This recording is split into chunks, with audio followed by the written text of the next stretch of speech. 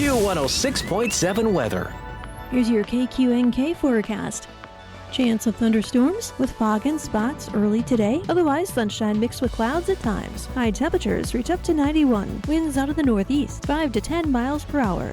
Mainly cloudy skies expected tonight. Chance for storms will level off around 64.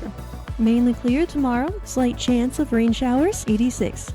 From the Weatherology Weather Center, I'm staff meteorologist Laura Lockwood. Currently 69.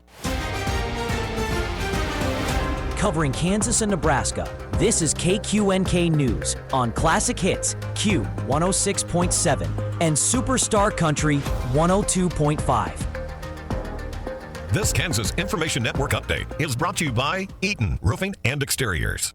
Hi, I'm Felicia Rolfe. Here are today's headlines from 12 News. El Dorado voters could soon decide whether to allow data centers inside city limits. This comes after a petition from the group Protect the Heartland. A judge ruled late last week that the petition is valid. City leaders can either adopt the proposal as written or send the question to voters. If you've used a Dillon's Pharmacy in recent years, you might qualify to get paid from a class action settlement. Kroger agreed to settle a suit claiming it overcharged some insured customers for certain generic prescriptions. The settlement needs court approval before payments can go out. A Western Kansas school superintendent on administrative leave this morning after being arrested on multiple financial crime charges. The Ness City Sheriff's Office says USD 106 Superintendent Jeff Jones was arrested Friday. Deputies say the case is still developing. And Wichita, Felicia Rolfe, 12 News. You're listening to the Kansas Information Network. We asked parents who adopted teens to share their journey.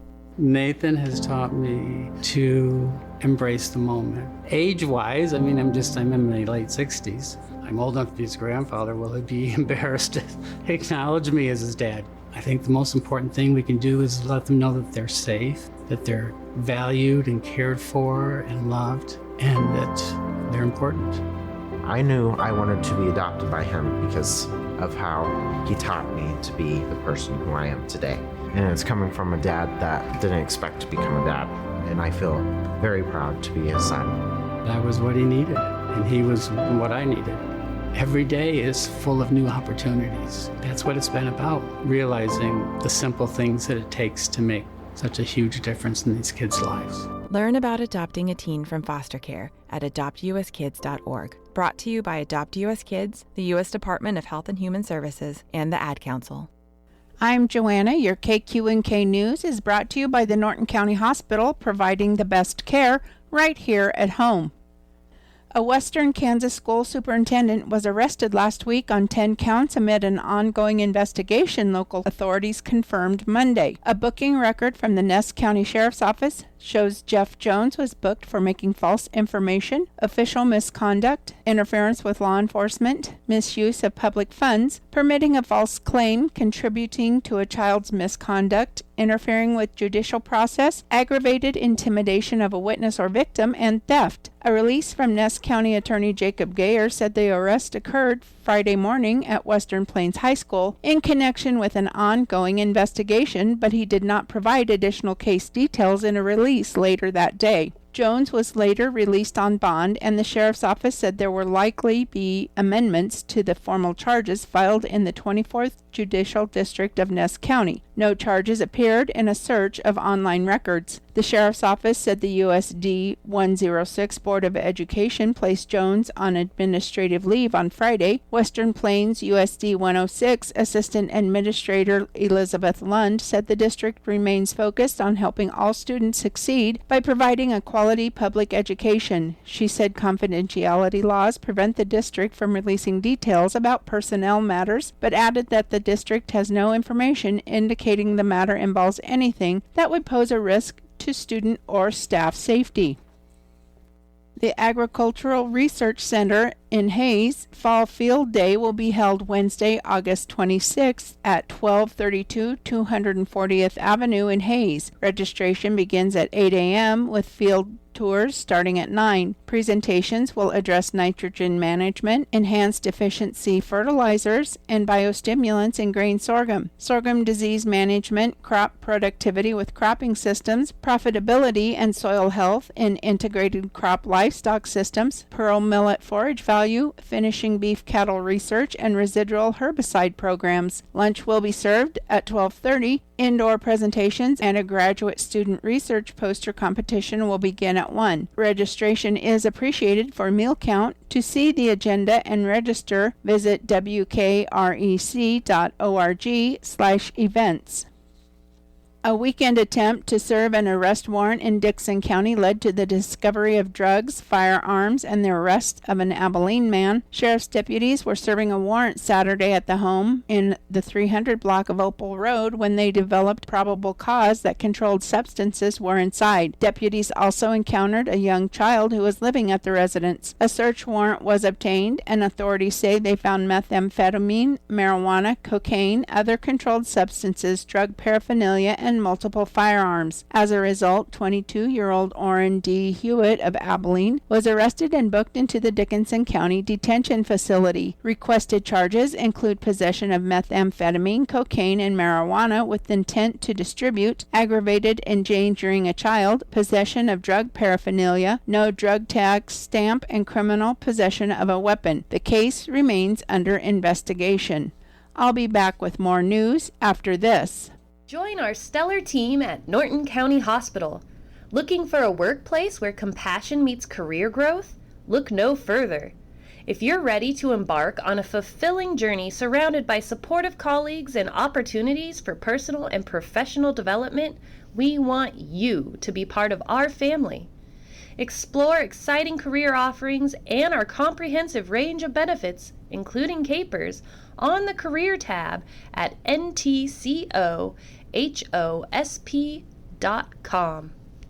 According to the unofficial minutes of the Norton City Council, Council met in regular session Wednesday, August 19th with Mayor Dale Jacobson presiding. Council members present were Andrew Black, Craig Evely, Gerald Jones, Dale Engelbert, Jim Miller, and Jason Jones. Others were present to discuss council business or observe. The Norton City Council approved the minutes from its August 5th meeting on a vote of 6-0. A building permit was presented for Fred Warner for a carport. Monica Wirtz with the Kansas Rural Water Association presented Janelle Eagleberger with her wastewater apprenticeship certificate. Eagleberger is the first person in Kansas to complete both the water and wastewater apprenticeship programs. Gail Roy reported the pickleball committee continues to pursue grant funding for proposed courts on city property near the library. Because leasing park property requires a public hearing, the council directed the city attorney to prepare a lease agreement. A hearing on the proposed lease was scheduled for September 16th. Both actions were approved 6-0. The council approved closing First Street from Wilton to North Street or other streets as needed for a planned soapbox derby October 17th. Organizers are considering 4 age divisions and a business or commercial class. Cars must have 4 wheels, brakes, and steering, and drivers must wear helmets. City Administrator Dallas Goslin reported 2 applicants stood out during interviews for the water and wastewater position. The hiring committee recommended Cody Bredemeyer,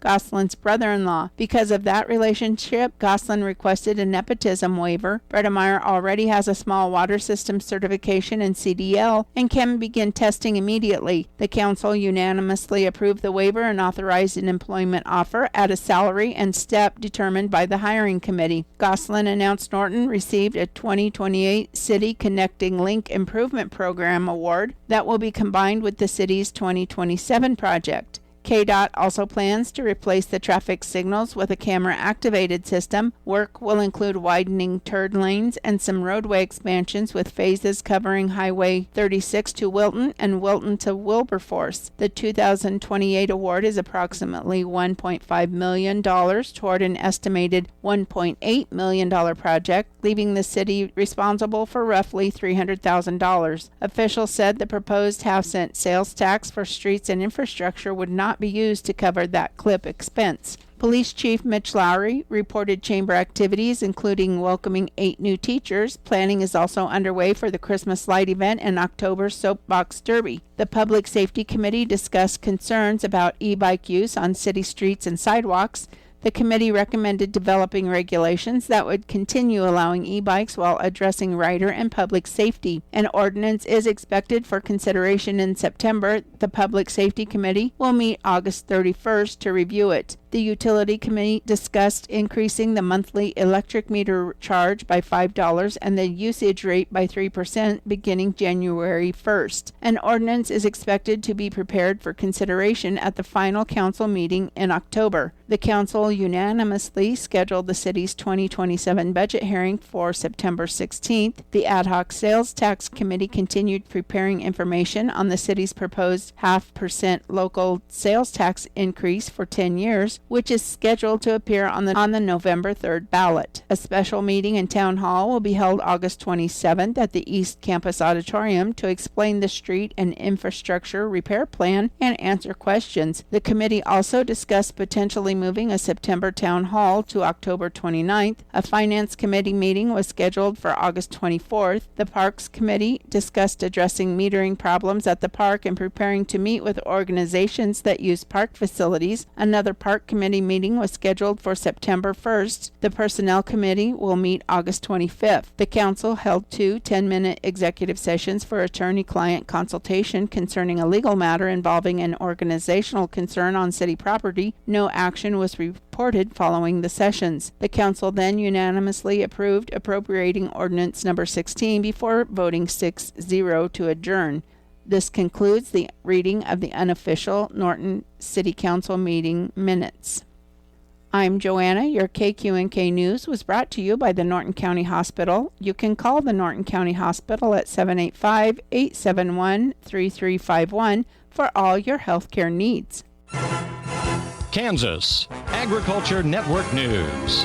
Good day, everyone. I'm Greg Akagi. U.S. farm exports face possible retaliatory Canadian tariffs after talks between the two nations collapse, triggering 50% U.S. duties on many Canadian exports, including farm goods. U.S. dairy producers and exporters face reduced Canadian market access if Canada's retaliatory measures limit U.S. dairy imports starting September 8th. Canadian dairy, honey, sugars, soy proteins, farm input, and equipment will now face higher U.S. tariffs. U.S. Trade Ambassador Jamison Greer told MSNBC. The Canadians over a year ago, they prohibited the sale of American wine and spirits in their stores. They put limits on how many autos could go into Canada. And even before that, they restricted the sale of U.S. dairy into Canada. Canadian Prime Minister Mark Carney vowed at an Ottawa press conference dollar-for-dollar retaliation, accusing the U.S. of moving the goalposts. In recent days, the United States proposed new terms that were uneconomic, unfair, and undermined the net benefits for Canada and called into question the reliability of any deal. And Greer argued that it was the Canadians who walked away. We told the Canadians, here are some things where we think we can deliver you the best deal in the world. Well, you'll have preferential access over every other country into the United States, and you will be the most preferred partner. And they said, well, we actually need a better situation than that, and walked away. Last-minute hitches include Canada's new demand for lower tariffs on heavy trucks. President Trump stressed before the deal collapsed that it would be, quote, great for our farmers, end quote. No new talks have been planned, and some reports said that the 50% U.S. tariffs likely will be challenged in court. You're listening to Agriculture News here on the Kansas Agriculture Network. No matter where in Kansas you call home, your Farm Bureau membership saves you money. Members get exclusive savings on quality post-frame buildings with QSI. Save up to 20% on durable workwear apparel with Key Apparel. And join the Kansans saving on quality nationwide health coverage with Kansas Farm Bureau health plans. Explore these and more member benefits available with your Farm Bureau membership. Learn more at www.kfb.org. Snakes, zombies, sharks, heights, speaking in public. The list of fears is endless. But while you're clutching your blanket in the dark, wondering if that sound in the hall was actually a footstep, the real danger is in your hand, when you're behind the wheel. And while you might think a great white shark is scary, what's really terrifying and even deadly is distracted driving. Eyes forward, don't drive distracted.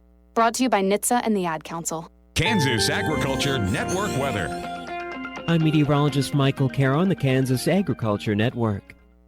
As a series of upper-level disturbances will work from northwest to southeast across the region over the next few days, expecting a fairly active stretch of weather. For this afternoon, do have a chance for some scattered showers and storms, especially from central into western portions of Kansas. And a few of these storms could be on the strong to severe side at times by late in the day, with large hail and damaging wind gusts the primary risks with any of the strongest storms. For tonight, scattered showers and storms expected across much of the state, but by Wednesday afternoon, mainly across western Kansas.